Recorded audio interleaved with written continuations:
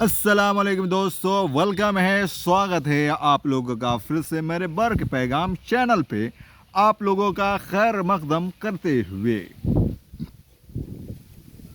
अभी हिंदुस्तानी कानून में जिस तरह से बीजेपी ने अपने बरसरे इक़्तिदार आने के बाद अपने जो है मामलात को रखने की कोशिश की और अपने जिस तरह से एजेंडे मंसूबे को आगे रख करके बढ़ने की कोशिश की, जिस तरह से इन्होंने अपने दौरे हुकूमत में जो 2014 से शुरू हुआ, वहाँ पे कश्मीर से 370 का आर्टिकल हटाने की बात रखी थी। उसके बाद राम मंदिर का मंसूबा पेश किया था और उसके बाद अलग अलग चीज़ें लोगों के सामने रखते रहे, जिसमें से राम मंदिर की जो इब्तिदा थी, जो उसकी तामीरी काम था, जो बाबरी मस्जिद का फैसला हुआ और जो 370 का आर्टिकल सामने आया, उसको हटाने का मामला पूरे लोगों के सामने, नज़र के सामने है। बीजेपी के जो बहुत ही आला मियार के रहनुमा लीडर माने जाते हैं, जो इस वक्त हिंदुस्तान और इंडिया और भारत के, ये तीनों नाम एक ही मुल्क जिसे हम भारत कहते हैं, उसी मुल्क का नाम है जिसके प्राइम मिनिस्टर या वज़ीर आज़म हैं। उन्होंने अपने मंसूर और अपने मंसूबे के लिहाज से तामीर किया और इस हिसाब से उन्होंने अपने काम को आगे बढ़ाते हुए तरक्की का नाम दिया कि उन्होंने ये काम किए।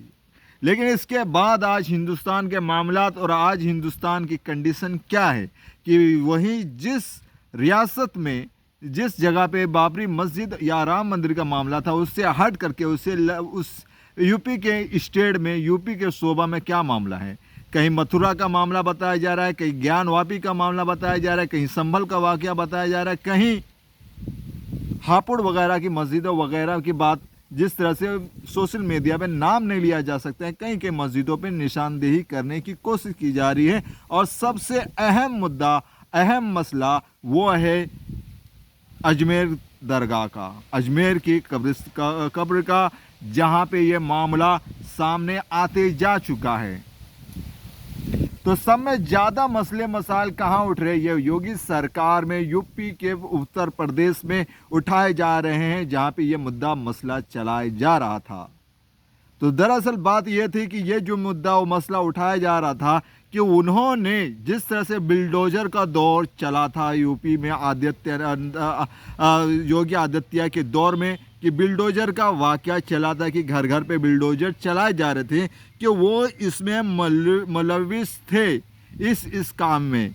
यहाँ तक कि बड़े बड़े नेताओं के घरों को बिल्डोजर चलाने की कोशिश की गई थी और जितने भी मंसूबा या जो भी मामला बिगड़ते थे, जिनके नाम नज़र आते थे या शामिल होने की शक व शुबा होती थी, उनके घरों पे बिल्डोजर चलाए जा रहे थे। दरअसल बात यह है कि किस मंसूबा, किस मकसद के हिसाब से किसी के घर पे बिल्डोजर चलाए जा रहे थे। योगी आदित्यनाथ को इस बात का जवाब देना चाहिए कि जो मस्जिदों के निशानदेही कर रहे हैं और एएसआई की मांग कर रहे हैं और सुप्रीम कोर्ट जो कि प्रेसिडेंशियल लॉ या फिर आर्टिकल 144 की तरफ रग़बत देता है, बताता है अगर उसकी ज़रूरत पड़ती है लागू करने की, ऐसे इस मामले में ये सारी चीज़ें पेश होती हैं, तो क्या जवाबदेही करता है क्या जवाब देंगे हमारे योगी आदित्यनाथ? क्या मामलात हैं कि मस्जिद अनसिक्योर होती जा रही हैं, इबादत गाहें अनसिक्योर होते जा रहे हैं। वहाँ पे मस्जिदों में नमाज़ पढ़ने वाले पे हमला किसी भी वक्त हो सकता है। जिस तरह से बीजेपी के दौर में मॉब लिंचिंग के वाक़यात बढ़ते चले गए थे, एक से एक मामलात सामने आते थे जो कहीं कहीं पेपर पर नहीं आते थे, पब्लिक में चर्चा रहती थी, उसके ऊपर झगड़े हुआ करते थे। सब में पहले जो सबसे ज़्यादा मसला लोगों के सामने, निगाहों के सामने आया था, वो जुनैद का मसला था। उसके बाद तो ऐसे मामलात के जो हैं लड़ियाँ लग गई थी, उसकी काउंटिंग बढ़ते जा चुके थे। तो ये सारी चीज़ों को योगी आदित्यनाथ को और हमारे मुल्क के वज़ीर आज़म को देखते हुए, सोचते हुए, समझते हुए देखना है कि यहाँ पे किस तरह की क्या मामला समझ में आ रहे हैं।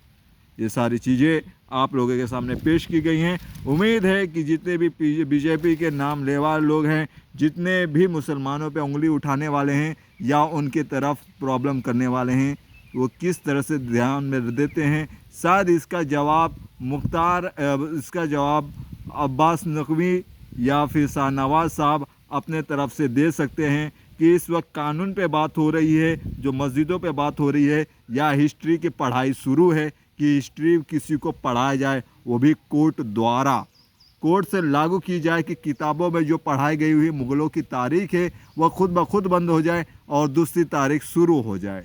कि किसी ज़माने में मोहम्मद कासिम से पराजित या हारने के बाद सिंध में एक नई तारीख की शुरुआत हुई थी, नए बादशाहों की। उसमें मजलूमियत हिंदुओं को बताया जाए कि फिर से हिंदू राष्ट्र बनाने की तरफ लोगों के जहनत को मजबूत किया जाए और डेमोक्रेसी और कॉन्स्टिट्यूशन के ऊपर दबाव पड़ जाए। यह सारी चीज़ें आप लोगों के सामने रखी जा रही हैं। उम्मीद है कि आप लोग इस बात की तरफ तवज्जो देंगे और आप इस पे अपना जहन को मबजूल करेंगे और सोचने पे लोगों के सामने बात करने में कोशिश करेंगे।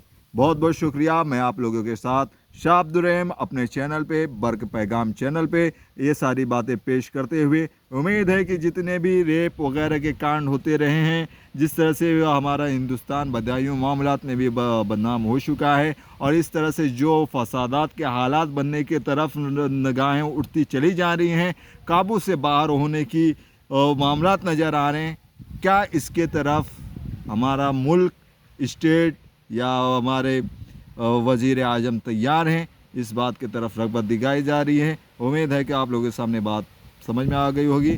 बहुत बहुत शुक्रिया आप लोगों का।